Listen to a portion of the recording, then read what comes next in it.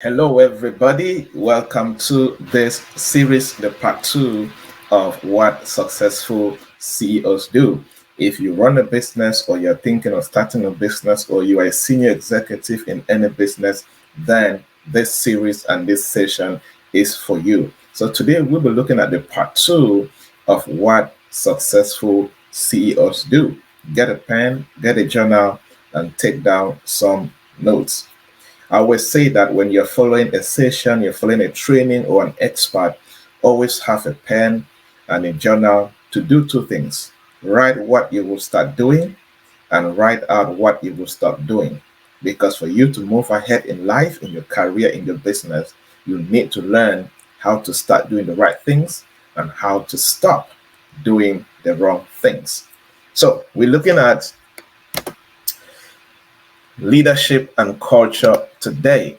Successful CEOs foster excellent, agile leadership and culture.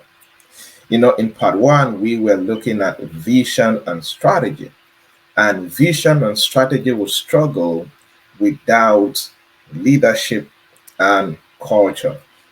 And before we start looking at what they do specifically around this area of leadership and culture, I would like to explain briefly what organizational leadership is and, of course, what organizational culture is. It's important to understand these terms. In simple terms, organizational leadership can refer to a set of values that defines a company and how the company's leadership exemplifies and reinforce certain values. And leadership goes further when it comes to organization, to talk about the leader's ability or the CEO's ability to make strategic decisions. It therefore means that a CEO does not guess decisions when it comes to leadership. Strategic, intentional decisions. And also in leadership, the CEO inspires the team to work, the team to produce results, the team to lead the execution of strategy.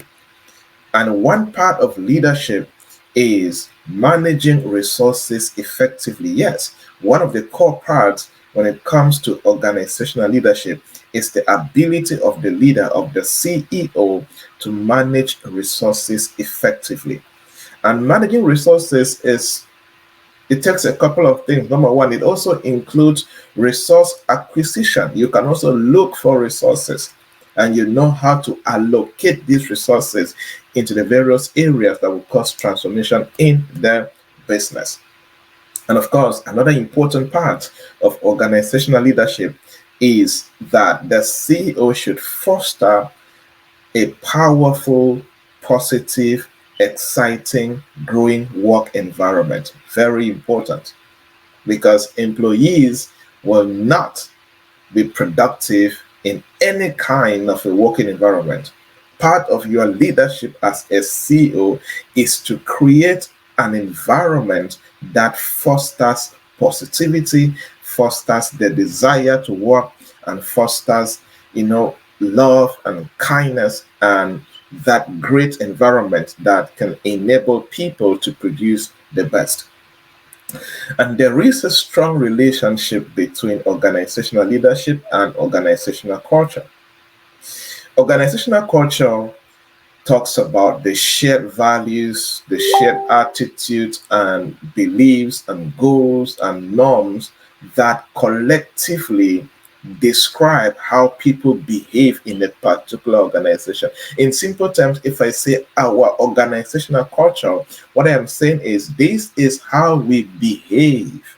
That's why they talk about, when you talk about tribes, talk about culture, the Bantu culture, the Bakori culture, the Nsok culture, the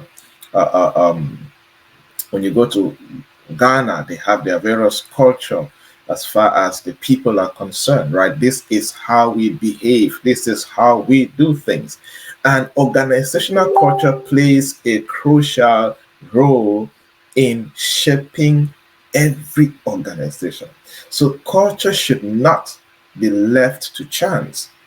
CEOs and leaders must intentionally invest in creating the culture, invest in creating, designing the values that define your organization, invest in designing the attitude of the people that work in your organization.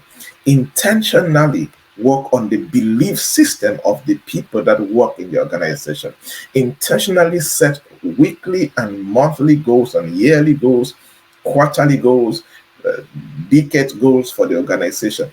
Intentionally establish norms, the way we think, the way we act.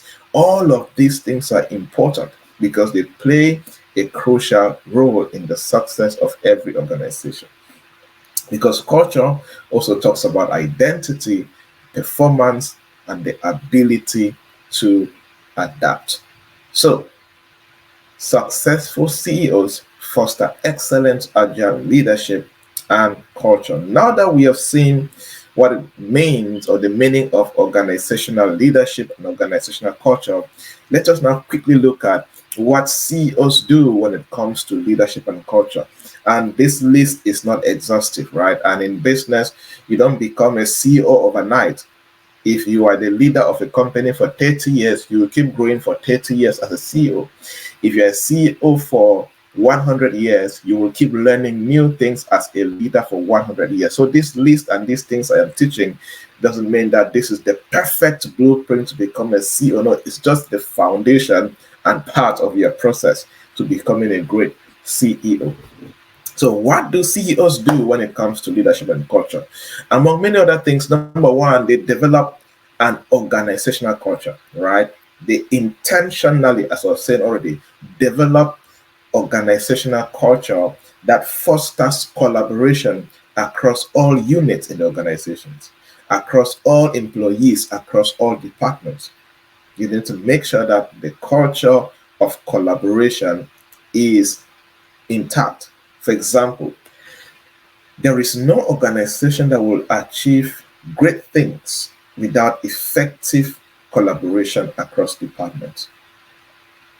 For marketing departments to be successful at designing marketing strategies and implementing them to produce the right result, there need to be effective collaboration between marketing and maybe the production department or the human resources, between marketing and the finance department. And it is your job as a CEO to make sure that this culture of collaboration across departments is intact, across the various individuals that lead these departments is intact. Number two, the second thing that CEOs do to foster this leadership and culture is recognizing performance and rewarding performance. Yes, recognize the performance of your people, recognize the performance of your team members. And performance recognition is not just recognizing good performance, you also recognize poor performance or people that needs to improve so the company can move forward. So you need to pay attention. How are all the employees performing? Take down notes, highlight key things, have performance meeting with them. And for people who are doing exceptionally well, learn to reward the performance. You can have staff of the week, staff of the month, annual staff awards, you buy gifts, whatever that you can do. It is important. It should be part of your culture to reward excellence, to reward high performance. It plays a big role in empowering people to keep on putting their best, not because you are bribing them with the rewards, but because everybody, when celebrated, gives in their best. It increases love and dedication for the vision. The third thing that a CEO can do when it comes to fostering leadership and culture is foster an environment that supports creativity and innovation. Foster the environment that supports creativity and innovation. Now, I think to buttress this point the right way, it's good that I briefly explain the difference between creativity and innovation. But the foundation is, if you lead an organization, if you are a founder and a CEO, one of the most important things that you do when it concerns fostering excellent leadership and culture is you need to strongly create and provide an environment that supports creativity and innovation. An environment where people love to suggest ideas, an environment where you listen to new concepts, new principles, new whatever. Don't shut out creativity, don't shut out innovation. Don't have a team of people around you, but you are a one-man thinking business. It doesn't lead to a successful business or institution. So create an atmosphere around you, create an environment around you where people will feel excited to create and to innovate. Creativity is about coming up with new ideas, perspective, and solutions to experiment possible new ideas, something new, something novel. And mostly at the creativity level, most of the ideas and perspectives and solutions that come from creativity are mostly for experiment. And what innovation does is innovation implements creative ideas to create value. So creativity creates, but when it comes to implementation, innovation implements, because innovation improves what is already existing. There is nothing new under the sun, basically.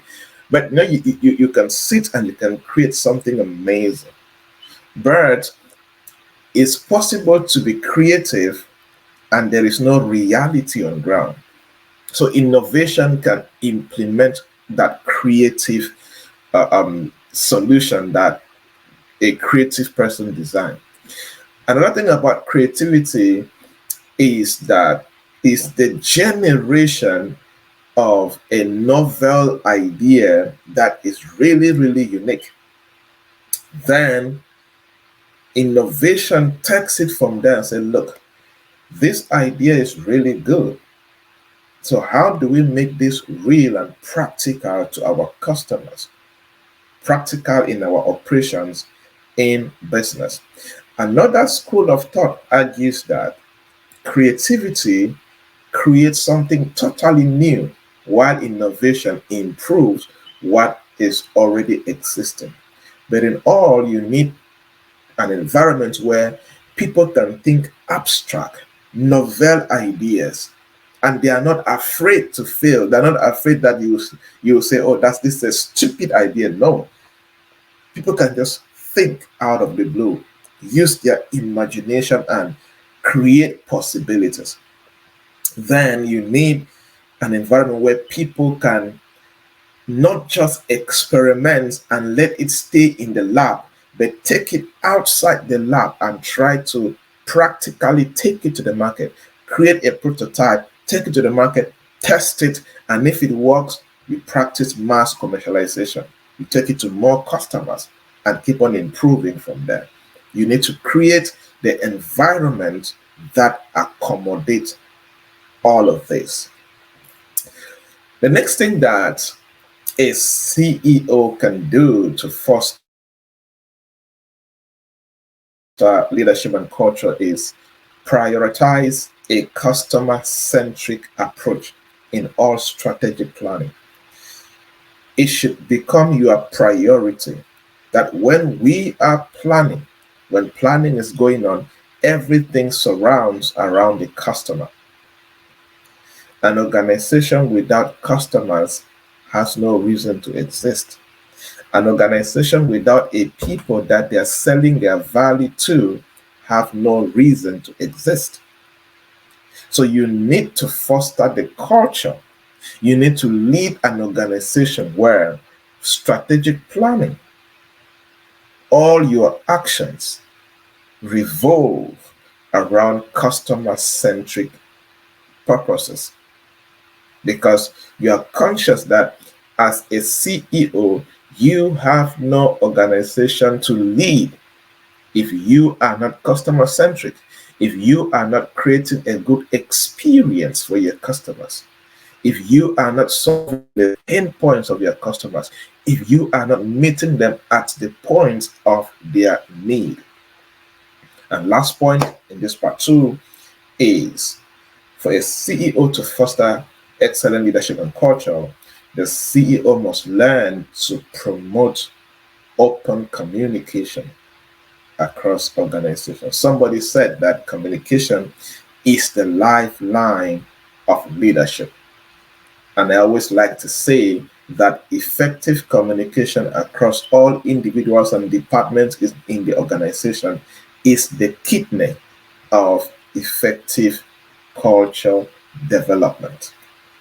A good CEO knows how to communicate in an open way, in a transparent way, in an authentic way, in a firm way, in a decisive way. So you need to promote open communication across. Another key word there is across all key stakeholders in your organization. You need to promote that open communication. Create effective channels that can enable you to communicate more and more and clearly. These channels could be staff meetings, it could be emails, it could be WhatsApp groups, it could be newsletters, printed newsletters, it could be whatever channel that can lead to effective open communication that can increase a powerful culture in your organization, enable you to lead the organization to the future and produce the right result. You need to do your best to promote that communication. I hope that you picked out a couple of stuffs that you can implement as a CEO. As I said earlier, when you are following a session like this, always have a journal that you document what you will start doing and what you will stop doing. So I have a question for you. After listening to me, what will you start doing to move your organization forward, and what will you stop doing that is hurting your organization from moving forward? Keep building that dream. Cheers.